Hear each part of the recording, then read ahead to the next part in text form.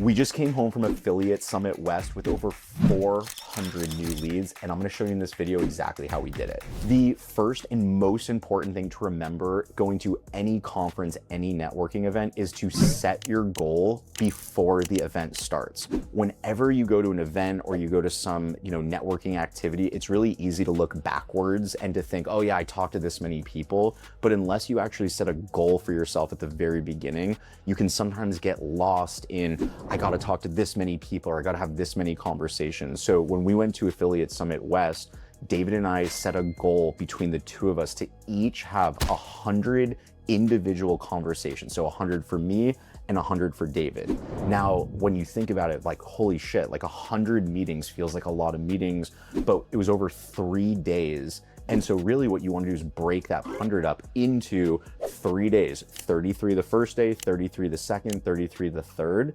And then if you look at that day, you can even break that up and be like, okay, we need to get 10 people before we have lunch today. We got to have 10 conversations before we go to dinner. And we got to get 10 conversations before we go to bed. And so when you take a big goal, like hundreds of conversations, and then you break it down into its smaller pieces, it then enables you to really focus on smaller, more actionable wins. Talking to 10 people feels a lot more attainable than I gotta knock out 100. So number one most important thing in networking at a conference is you have to set your goal before the actual event. Learning number two, you have to believe in yourself and why everyone is there to begin with. When we first got to Affiliate Summit, David and I were walking together down the halls. It was David's first conference ever. I could tell he was a little bit nervous. And I was like, David, I think like we gotta separate. I gotta go this way, you gotta go that way, and we gotta kind of figure it out.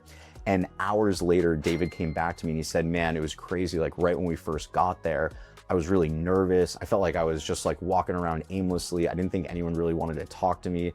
And then David said he went back to Ethan and was talking to him about like, oh dude, I don't know if I'm like cut out for this, or I don't know if I should be doing it. And Ethan looked at him and was like, dude, like you've got this, okay? You're here for a reason. You're here to meet people. Those people are here for a reason. They're here to meet you too. And David said that it was that one conversation with Ethan that completely like changed his mentality. He was like, you're right, that is why I'm here. And so, it's easy to say, but you really do have to believe in yourself. You're there for a reason. You're there to meet people. You're there to network. And so is everyone else. So you got to believe it. You got to fake it till you make it. Learning number three is something that really requires like at bats, right? And that's how do you talk to people? So there's thousands and thousands of people, and it's a little hard to figure out like, what do I say? Who should talk first? How much information? I don't want to feel like I'm selling.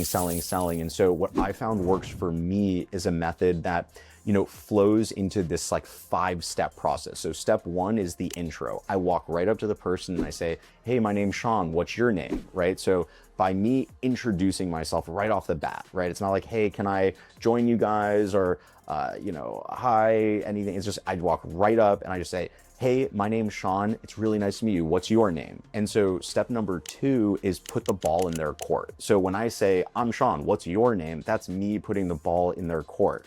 And then they say, oh, hi, my name's Ethan. And I say, oh, cool, Ethan, nice to meet you. What do you do, right? Put the ball in their court. When you are the one that's talking, pitching, everyone's kind of like, I don't want to hang out with that person. Or think if we're at like a cocktail party or something, like no one wants to be pitched at. And so I've just found that if I can put the ball in their court, oh, my name's Sean, what's your name? They tell me the name. Oh, that's really cool. What do you do, right? So step number two, put the ball in their court. Now, the third step is really important because when you put the ball in someone's court, right, and you're like, well, what do you do? Oftentimes they're gonna answer and they're gonna say, oh, I run a UGC video team, or I help companies with their marketing. And it's super, super important. You have to have a follow-up question, right? Like people wanna know that you're interested in them. You're not just trying to transactionally like, what do you do? Oh, here's what I do. And so I found that a really great way to build a lot of trust in those micro moments is just have a follow-up question. So, oh, what do you do? Oh, you run a UGC video team. That's awesome. Do you guys work mostly with e-commerce companies? Do you work with SaaS companies?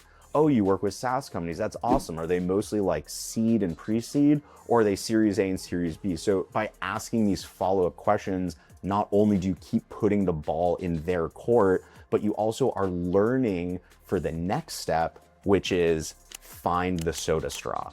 Now, if you think about a soda straw, right, that like the straw comes out of the soda and then it kind of has that bend around it. Well, that bend is basically the bridge. And so what you want to do is when you're listening to these people and you're hearing them talk about their business and what they do, and you have these follow-up questions as you're listening, you want to look for that soda straw of where you can kind of connect what you do with what they do. And so for me, you know, in that analogy, people, oh, you know, do you work with e-commerce companies or do you work with SaaS companies? Oh, you work with SaaS companies. Interesting. You know, there might be like a really good opportunity for us to collaborate. And so I'll kind of say, you know, I'll leave it with that curiosity. You know, there might be what you do is really cool. I think that might actually fit with what we do. And naturally, the people then will say, oh, what do you do, right? Like you've invested some time, you've asked about what they do, you've put the ball in their court, you've, you know, had a great follow-up question. And so when you then have that soda straw moment where you're like, huh, that's really, really cool. I think there might be a way for us to work together. Naturally, they have this curiosity, which is like, well, we could work together. Like, what is it that you guys do? You want to be able very succinctly to have your, you know, your 1 minute, your, you know, 30-second elevator pitch, if you will. But for me, the biggest step when they ask me what I do is to simplify it, right? Like, oh, we make UGC videos for startups, or we make UGC videos with actors instead of influencers. But you know what? Let's connect online, you know, let's connect on LinkedIn and we'll get some time after the event, right? No one is like wants to be sold right there. They're not going to sign on the dotted line right there in that very first meeting. You're just kind of dating each other. You're like checking it out. You're seeing what the fit is. And so, you know, what I do is I try to move it as quickly as I can online so that we can keep the conversation going after the fact.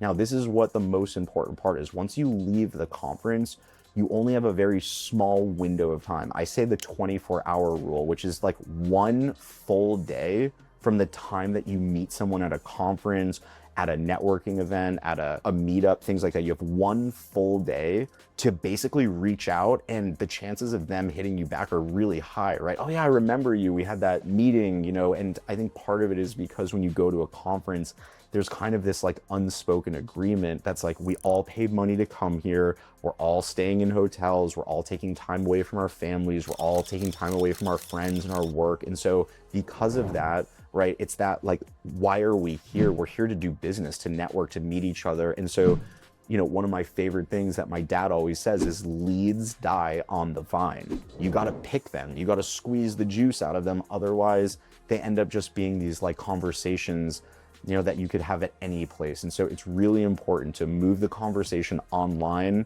and then follow up, reaching back out, taking selfies, doing recaps, posting content, making personalized LinkedIn videos that are, you know, hey, it was really nice meeting you at that event. I hope you have a great trip home. I'll check you next week. Those little things are really going to keep you top of mind. They're going to make you stand out, and they're really going to enable you to turn the networking into business. Just going to the conference is the table stakes. That's just the ability to get into the game. The actual work, the actual business happens right when you head home. The last thing that I'll say is don't drop the ball. You know, you've done all this work, right? You've planned and put your goals together. You've figured out, you know, the right way to get your mind right. You figure out how to introduce yourself and how to meet these people. You've moved it online. You know, you sent them that selfie, you connected on LinkedIn, whatever it is. But the work starts when you go home. You got to stay on top of it, right? You got to make sure that these turn into meetings, and that those meetings move into sales opportunities, and those opportunities turn into customers. Because at the end of the day, it's not just about going to Vegas to have fun or going to some conference for free food or free dinner or whatever that is, right? You're there because it's an investment in yourself, in your team, in your company. And so the last thing I'll say is don't drop the ball. You've worked this hard to get here. Don't let it slip through your hands.